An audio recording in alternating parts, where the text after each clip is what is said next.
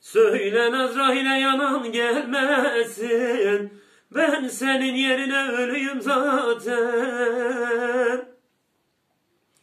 Lodos'un vurduğu kanı dağ gibi, ben senin yerine eriyim zaten.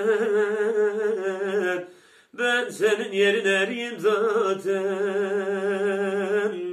Her gün yollarını gözüyüm zaten. Lodos'un vurduğu kanı dağ gibi, ben senin yerine eriyim zaten.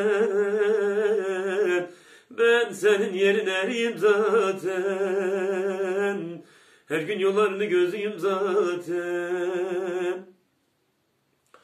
Ali Kızıltuğ'un buna dayanmaz özü, kahrolası kader ayırdı bizi.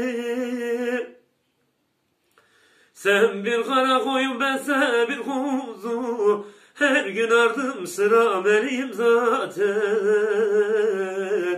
Her gün ardım sıra meliyim zaten.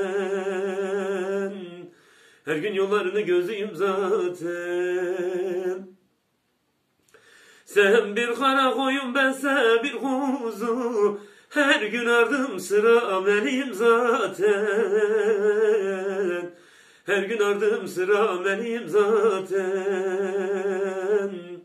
Her gün yollarını gözüyüm zaten.